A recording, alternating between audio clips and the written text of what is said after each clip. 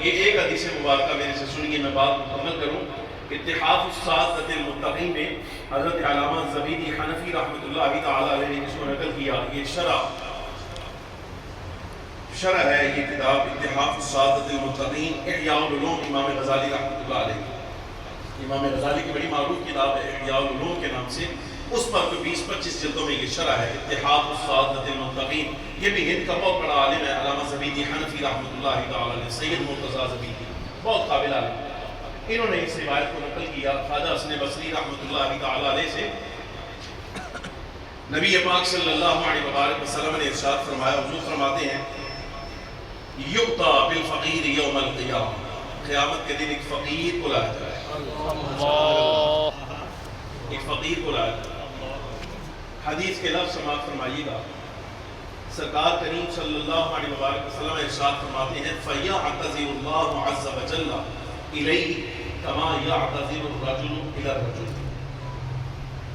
میں لفظ دوبارہ پڑھتا ہوں، تو علماء ہیں، طلباء ہیں، ان کے لیے آپ احباب کے لیے ترجمہ الگ، خاصوں کے لیے الگ۔ خاص بات کو زیادہ سمجھتے ہیں، ان کو معلوم ہوتا ہے قوانین قواعد ان کے زیر نظر ہوتے ہیں، حافظہ میں ہوتے ہیں، اس لیے۔ لیکن بہرحال جو اصل لفظوں کا لطف ہے نا، وہ میرے ترجمے میں شاید آپ کو نہیں آئے۔ فَيَعْتَذِرُ اللَّهُ عَزَّ وَجَلَّ، اعتذر یعتذر، اعتذار کا مطلب ہوتا ہے کسی کے سامنے عذر پیش کرنا۔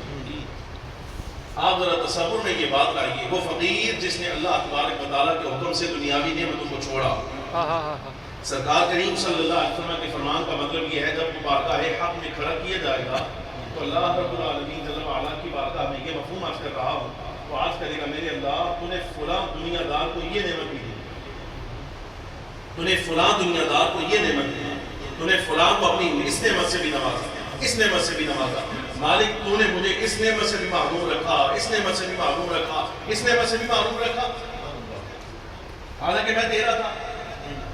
تو اس پر جملہ سنیے گا، اب یہ فخر عالم صلی اللہ علیہ وسلم کا فرمان فَيَعْتَذِرُ اللَّهُ عَزَّ وَجَلَّ إِلَيْهِ كَمَا يَعْتَذِرُ الرَّجُلُ إِلَى الرَّجُلِ۔ آپ کے لیے ترجمہ یہ ہے کہ رب العالمین جل وعلا سے جب وہ بندہ سوال کر رہا ہوگا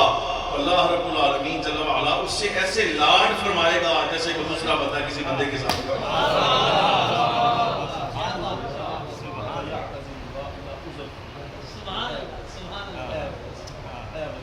یہ عذر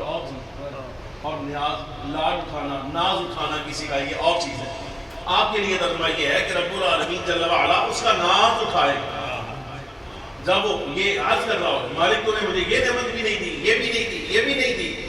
باری تعالیٰ جل وعلا اس کے لیے جواب نے ارشاد فرمائے گا وَعِزَّتِي وَجَلَالِي، مجھے میری عزت کی قسم ہے، میرے جلال کی قسم ہے، میں نے دنیا کی ہر نعمت تیرے سے اس لیے پردے میں رکھی تھی کہ تیرے شان کے مقابل میں نے اس نعمت کو کبھی پایا ہی نہیں۔ میں تیرے لائق نہیں سکتا، میں تیرے لائق نہیں سکتا۔ مالک اگر وہ میرے لائق نہیں تھی تو پھر جو میرے لائق ہے وہ عطا فرما، نہ پھر آج عطا فرما۔ اللہ رب العالمین جل وعلا فرمائے گا جا دیکھ آج میں نے تیرے کے لیے کیا کیا کرامت، کیا کیا عزت اور کیا کیا فضیلت رکھی ہے۔ مالک ارشاد فرما کیا میری عزت ہے کہاں پر، میری عزت افزائی کیا ہے، میری فضیلت کیا ہے، میرے عمل کا مول کیا ہے، میری فقیری کی لاش کیا ہے آج، وہ ارشاد فرما۔ اللہ رب العالمین جل وعلا فرمائے گا اخرج یا عبدی الی ہذہ الصفوف، اے میرے بندے ان صفوں سے نکل، جن صفوں میں کھڑا ہے نا ان صفوں سے نکل اور خود نکل کر یہ تو میدان محشر میں لوگ یہاں حساب دینے کے لیے کھڑے ہیں، یہاں تک چکر لگا، سبحان اللہ، چکر لگا۔ مالک چکر لگا کے کیا کروں گا، جملہ سمجھیے گا، رب العالمین جل وعلا فرمائے گا فانظر الی من اطعمک او کساک واراد بذلک وجہی فخذ بیدہ فہو لک۔ رب العالمین جل وعلا فرمائے گا ان صفوں میں تلاش کر کہ تیری فقیری کے ایام میں دنیا کا کوئی بندہ ایسا تھا جس نے تجھے روٹی کھلائی، سبحان اللہ، جا دیکھ جس نے تجھے ایک لقمہ کھلایا ہو، جا ان صفوں میں تلاش کر، وہ تیرے مسیدہ کپڑے دیکھ کر کسی نے تجھے کپڑا پہنایا ہو، جا تلاش کر ایسا کوئی ہے اس کو بھی نکال۔ یا ہر وہ بندہ جس نے تیرے ساتھ خالی بھلائی کا ارادہ کیا تھا اور رضا میری چاہتا تھا، کپڑا تجھے پہنایا، روٹی تجھے کھلائی، لیکن اس ارادے سے کہ اس کو کھلاؤں گا تو میرا رب راضی ہو جائے گا، اس کو پہناؤں گا تو رب راضی ہو جائے گا۔ آج میرے بندے اس کے ساتھ حشر یہ ہے، حال یہ ہے کہ وہ جس نے تجھے کپڑا پہنایا، وہ جس نے تجھے کھانا کھلایا، فخذ بیدہ، اس کو حساب کتاب والوں کی سب سے پکڑ نکال، فہو لک، جو تو چاہتا ہے اس کے بارے میں فیصلہ خود کر، سبحان اللہ سبحان اللہ، فہو لک، وہ تیرا ہے، وہ تیرا ہے، جس نے تجھے کھانا کھلایا، جس نے تجھے لباس پہنایا، یہ ہے فقیر کا حال۔ رب العالمین جل وعلا کہ اللہ والوں کی شان یہ ہے جن کو آپ دیکھتے ہیں کہ ان کے لباس پوشیدہ ہیں اور ان کا حال جو ہے وہ دنیا سے غیر ہے، گرامی قدر عظیم، قیامت میں اللہ رب العالمین جل وعلا ان کی فقیری کا یہ مول ڈالے گا، فرمائے گا فہو لک، یہ جس نے تجھے لباس پہنایا، جس نے تجھے کپڑا پہنایا، فہو لک، یہ تیرا ہے، جو تو چاہے اس کے بارے میں فیصلہ کر۔ نبی پاک صلی اللہ علیہ وسلم نے ارشاد فرمایا لوگ پسینے میں غرق ہو رہے ہوں گے تو یہ صفوں کے درمیان چلے گا، سبحان اللہ، صفوں کے درمیان چلے گا، فَيَتَخَلَّلُ الصُّفُوفَ، یہ صفوں کے درمیان میں چکر لگائے گا، وَيَنْظُرُ مَنْ فَعَلَ بِهِ ذَلِكَ فِي الدُّنْيَا، اور دیکھے گا دنیا میں کون ایسا بندہ ہے جس نے اس کے ساتھ اچھائی کی ہے، فَيَأْخُذُ بِيَدِهِ وَيُدْخِلُهُ الْجَنَّةَ، فرمایا ہاتھ پکڑے گا اپنے ساتھ خود جنت میں جائے گا، اس کو بھی اپنے ساتھ جنت میں جائے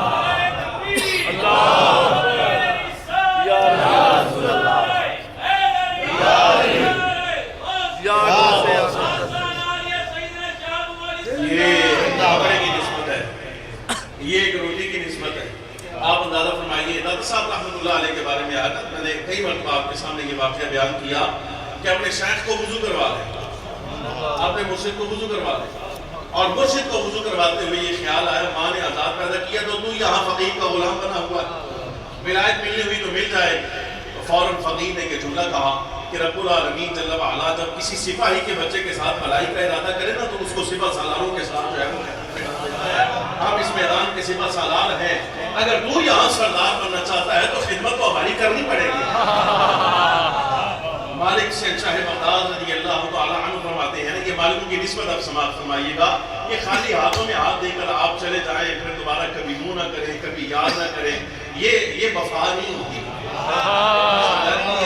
اور یہ ذہن میں رکھیے گا الحمدللہ رب العالمین جب تک میں زندہ رہا اس خانقاہ کا دروازہ اگر کھلے گا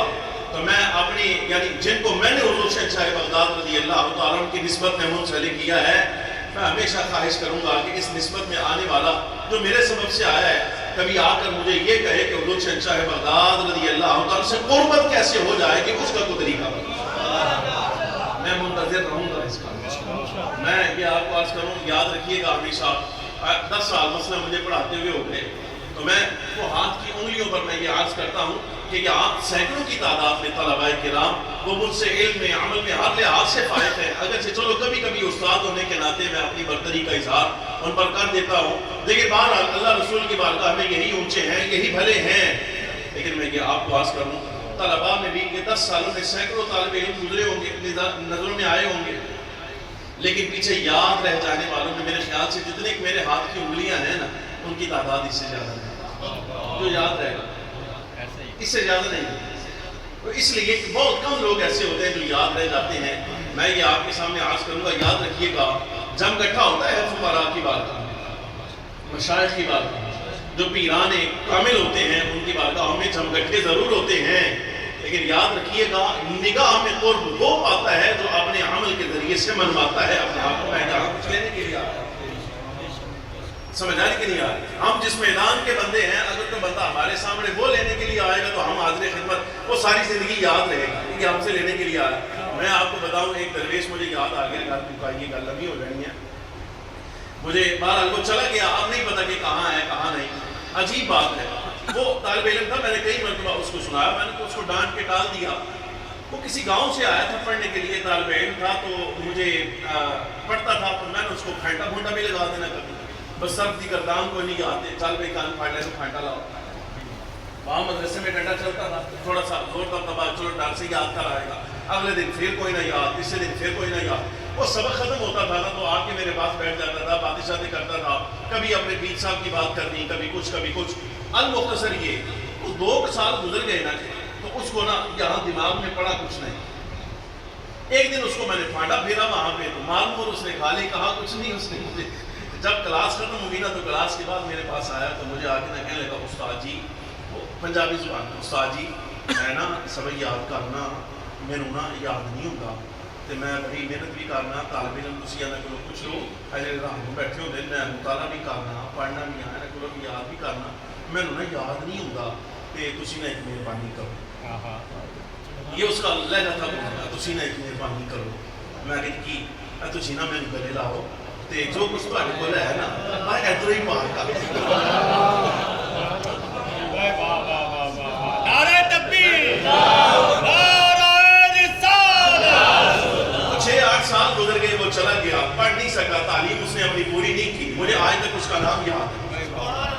میری یہ عادت ہے میں کلاس کے طالب علموں کے نام یاد نہیں رکھتا اس لیے کہ میں نے کبھی سوچا ہی نہیں کہ میں نے کسی طالب علم سے فائدہ اٹھانا ہے میں نہیں یاد رکھتا نام نا ذہن میں نہیں میرا نقص کہہ لیں آپ کچھ بھی کہہ لیں لیکن اس درویش کا نام آج بھی مجھے یاد ہے جس نے مجھے یہ کہا تھا حالانکہ میں اس کو یہ کہہ کے ڈال دیا میں نے کہا دفعہ ہو جائے یہاں سے یہ کیا طریقہ کار ہے کہ سینے سے سینہ لگاؤں سارا کچھ تجھے دے دوں یہ جو کچھ میرے سینے میں ہے اللہ رب العالمین جل وعلا نے مجھے بھی ان پھٹیوں کے پاس ہی دیا ہے جہاں تو بیٹھ کے پڑھ رہا ہے میں بھی یہیں سے نکلا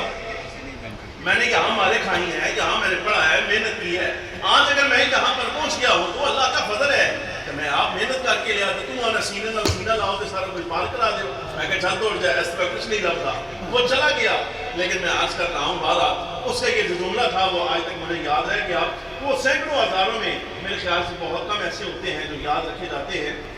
میں یہ آپ کو عرض کروں گا جم گٹھا نہیں چاہیے صرف اتنی بات کہ میں اپنے لیے نہیں کر رہا میں خود علی اعلان ہمیشہ یہ بات کہتا ہوں باوجود اس کے کہ دنیا میرا دنیا داری بھی دیکھتی ہے دین داری بھی دیکھتی ہے میں کبھی بھی نہیں گھبراتا یہ بات کہتے ہوئے کہ اللہ کی قسم میں اپنے عمل کے ساتھ اپنے علم کے ساتھ اچھے لباس کے ساتھ اچھے اخلاق کے ساتھ اونچی زبان کے ساتھ جو کچھ اللہ نے بس عطا فرمایا ہے اللہ کی قسم میری ہر صفت حضور سے اچھا ہے بغداد رضی اللہ عنہ کی غلامی ہے اور ان کے جھوٹوں پر باری ہوئی ہے سارا کچھ ان کا ہے میں یہ عرض کروں گا ہم سے نسبت رکھنے والا ہر فرد یہ بات یاد کرے یہی سبق یاد کرے کہ مجھے کہاں ہاتھوں میں ہاتھ دے کر حضور شہنشاہ بغداد کے قریب ہونا ہے حضرت شہاب المعالی پھر تو نسبت کے فائدے ہیں پھر نسبت کے فائدے ہیں پھر وہ حضور شہنشاہ بغداد رضی اللہ تعالیٰ کا فرمان یاد کیجئے بس میں بات مکمل کروں کہ میں نے اللہ رب العالمین جل وعلا سے یہ عہد لیا ہے یہ وعدہ لیا ہے مالک شہنشاہ بغداد رضی اللہ تعالیٰ فرماتے ہیں میں نے اللہ سے عرض کیا میرے مالک میرا کوئی مرید بھی بغیر توبہ کے مرنا نہیں چاہیے میرے رب نے میرے ساتھ یہ وعدہ فرمایا عبدالقادر تمہارے ساتھ وعدہ رہا تمہارا کوئی مرید جو ہے وہ بغیر توبہ کے نہیں مرے گا جو بغیر توبہ کے نہیں مرے گا یعنی توبہ کر کے مرا ہے تو اس کا مطلب یہ ہے کہ مصطفیٰ کریم صلی اللہ علیہ وسلم کا امتی بھی اٹھایا جائے گا شہنشاہ بغداد رضی اللہ تعالیٰ کا مرید بھی یہ نسبت ہے یہ دنیا میں بھی فائدہ دیتی ہے آخرت میں بھی فائدہ دیتی ہے نسبت کے تقاضوں کو سمجھیں اس کے مقاصد کو سمجھیں اور جیسے بزرگان دین سلف صالحین کے ساتھ نسبت ہے گرامی قدر حاضرین اس کو ویسے اپنائیں بار دیگر پھر اللہ تبارک و تعالیٰ جل وعلا کا شکر کہ افواج اسلامیہ کو برتری عطا فرمائی اور اللہ کے حکم سے یہ یاد رکھیے گا